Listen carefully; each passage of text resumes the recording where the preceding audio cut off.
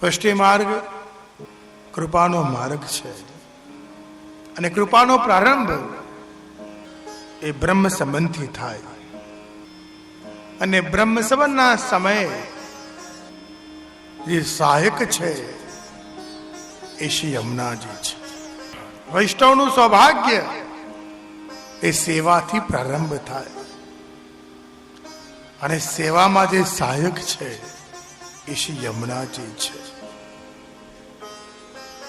વૈષ્ણવનું ફલાત્મક સ્વરૂપ એટલે રાસ ને રાસમાં પણ જો કોઈ સહાયક છે એ શ્રી યમુનાજી છે. મંગળા કરવા વૈષ્ણવ દોડી દોડીને જાય, જીવ માત્ર દર્શન કરી શકે છે, પ્રભુને જગાડી શકતો નથી.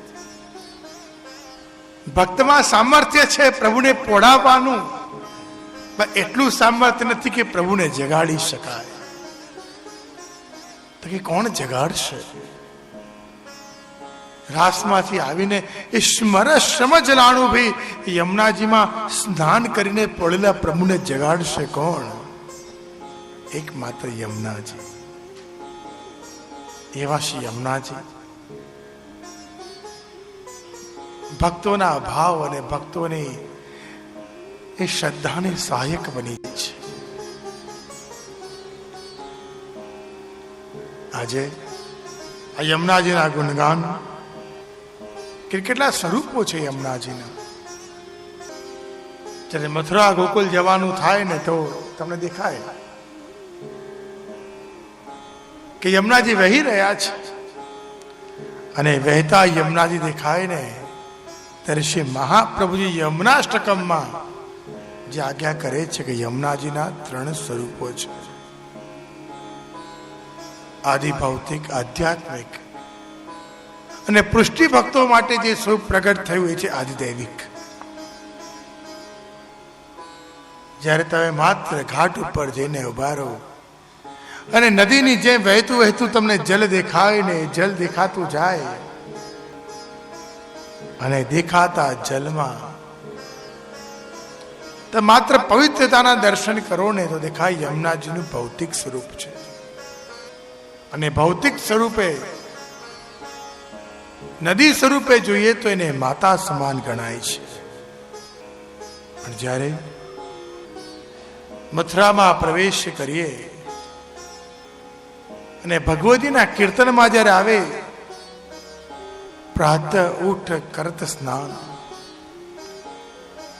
જ્યારે યમુનાજીમાં સ્નાન કરવાની ભાવના જાગે, જ્યારે જીવે કરેલા પાપોની નિવૃત્તિની ઈચ્છા જાગે, જ્યારે દેહને પવિત્ર કરવાનું મન થાય અને દેહને પવિત્ર કરવાની ભાવનાથી જ્યારે એ યમુનાજીમાં સ્નાન કરવામાં આવે તો માનો એ આધ્યાત્મિક સ્વરૂપ શ્રી યમુનાજીના આપણે દર્શન કરી રહ્યા છીએ. પ્રાતઃ ઉઠ જાત નાથ,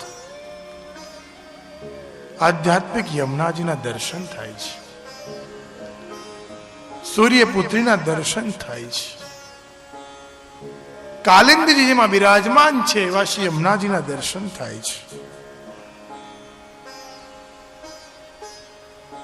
સૂર્યમંડળમાંથી પ્રગટ થયેલા સૂર્ય જ્યોત સાથે ચતુર્ભુજ સ્વરૂપના જે યમુનાજીનું પ્રાચીન ચિત્ર જે છે એના દર્શન થાય.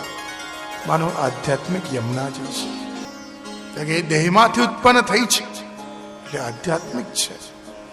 પણ જ્યારે શ્રી મહાપ્રભુજીને ઝારખંડમાં બિરાજતા હોય ને શ્રીનાથજી સંકેત આપે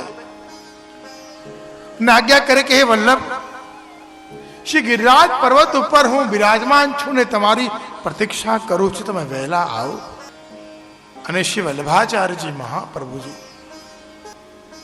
આગળ જવાનો પૃથ્વી પરિક્રમાનો માર્ગ બદલીને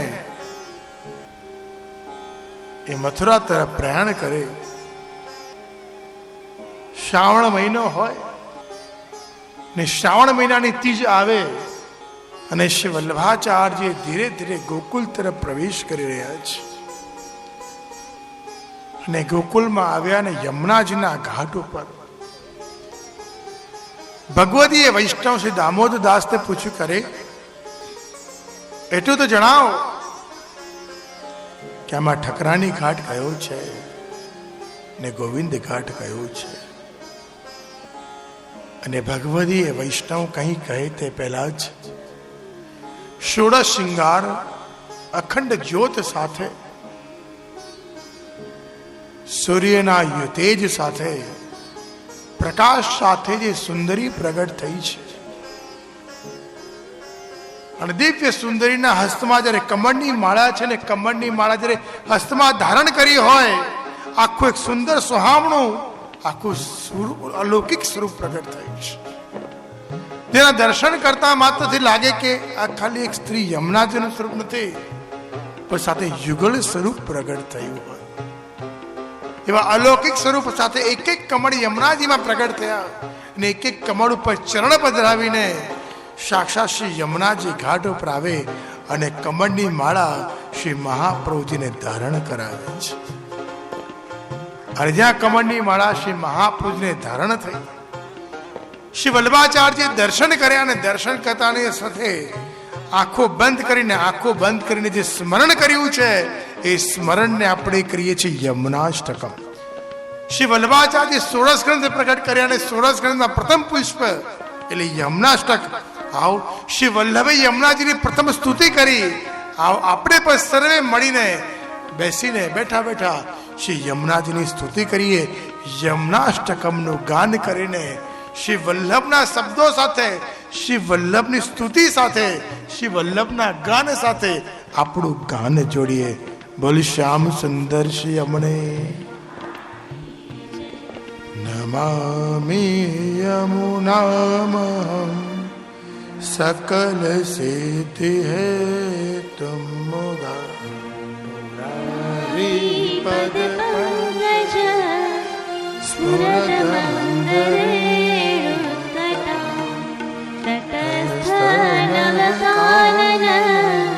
प्रकट मोद पुष्पाम्बुना सुरासुर सुपूजित स्मरपितु श्रियं विप्रतिम् कलिंद गिरिमस्तके पतद मंद पूरोज्वला विलास गमनोल्लस प्रकट गंध शैलोनता सघोष गति दंतुरा समधिरूढ़ दोलोत्तमा मुकुंद रतिवर्धिनी जयति पद्म बंधो सुता भुवं भुवन पावनी मधिगता मनेकस्वने प्रियाभिरिव सेविता शुकमयूरहस्तादिभिः तरङ्गभुज कंकण प्रकट मुक्तिकामालुका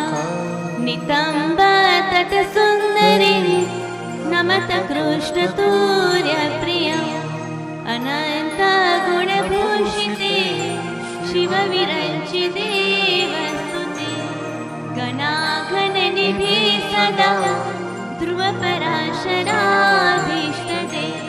विशुद्ध मथुरा तटे सकल गोप गोपी वृते कृपाशलधि संश्रिते मम मन सुखं भावय यया चरण पद्मजा मुररिपुः प्रियं भावुका समागमन तो भव सकल सिद्धिदा सेवता तया सदृशता मियात् कमल सपत्नी वयत् हरि प्रिय कलिन्दया मनसि मे सदा स्थियता नमोस्तु यमुने सदा तव चरित्रमात्यद्भुतम् न जातु यमयातना भवति ते पयपानतः यमोऽपि भगिनी सुता कथमुहन्ति दुष्टानपि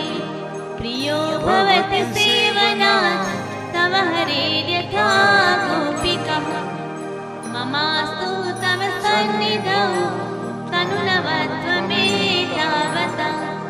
अदुर्लभ तुम्हार तेरे मुररि पौ मुकुंद प्रिय अतोस्तु तव लालना सुरधुनि परम संगमा तवैव भुवि कीर्तिता न तु कदापि पुष्टि स्थितः स्तुतिं तव करोति कमलचासपत्रि प्रिये हरे यदनुसेवया भवति सौख्यमामोक्षतः इयं तव कथाधिका सकलगोपिका सङ्गमः स्मरश्रमजलाणुभिः सकलगात्रजैः सङ्गमः तवाष्टकमिदं मुदा पठति सूरसूते सदा समस्तदुरितक्षयो भवति वै मुकुन्दे रते तया सकलसिद्धयो मुररिपुष्य सन्तुष्यते